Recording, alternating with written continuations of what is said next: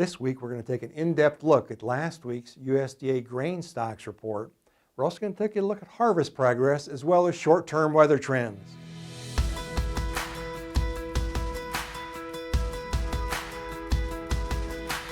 Hi, this is Brian Basting with Advanced Trading. Before we start today, I want to take a moment to thank Kat Sullivan.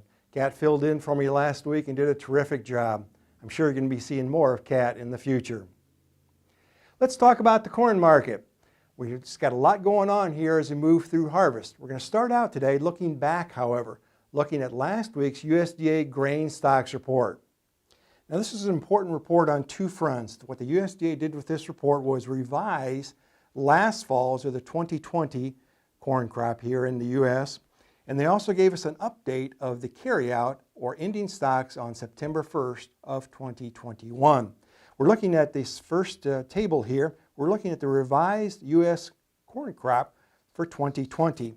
Highlighted, we see that the corn crop actually got a bit smaller last year, down about 71 million bushels from what it was in that September 10th USDA WASDE report. As we move forward now to the grain stocks table, this is an important point. In the September 10th supply-demand estimate, the carryout was estimated at 1.187 billion bushels. Now we highlight here that if we looked at the 71 million bushel reduction in crop size, if you took off that 71 million bushels from that 1187 number, all else being equal in terms of the same demand projections, we would have expected the SEP1 stocks to be 1.116 billion bushels. However, the key point here is that the final stocks number was 1.236 billion bushels. So that really raises a yellow flag because it implies that the much higher than expected stocks number, from even after adjusting for a smaller crop size, implies weak feed demand. And remember, it's supply and demand that determine price. Let's move on now and look at harvest progress here in the U.S. As we move closer to the middle of October here, we're looking at 29% of the corn crop's been harvested on average over the next 2 weeks from October 3rd to the 17th. The nationwide progress typically increases about 19%, so that would push us close to 50% as we move into the middle of the month. Of course, our harvest progress is closely tied to the weather. Let's take a look at the short-term weather trends. Our slides this week, as usual, are courtesy of T-Storm Weather. We're starting out here looking at next week, October 11th to the 14th. It does look like a rainier pattern is coming into the western Midwest from a strong autumnal system here. So we're looking at rainfall moving from north to south across parts of the northern plains as well as the western corn belt, which may slow harvest a bit.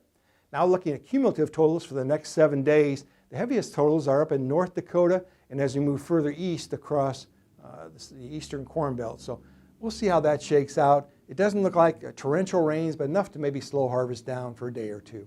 Let's now look at updated trends in U.S. export sales. Now here we're looking at still a record total of unshipped corn on the books here as we move into the last part of September. So the key point here is that we're looking at a record amount on the books to China. China is beginning to take those bushels from the U.S. We're not seeing really aggressive additional sales. However, a lot of that book was put on back in the spring.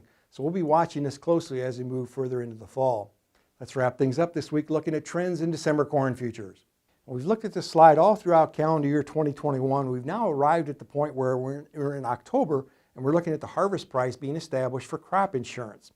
A reminder that we're looking at the highest price for December futures in early October in 9 years. So we continue to strongly encourage you to work closely with your trusted risk management advisor to manage price movement.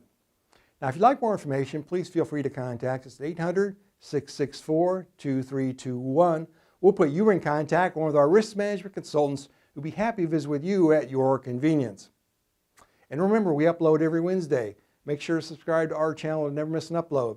Thanks a lot. Have a good week.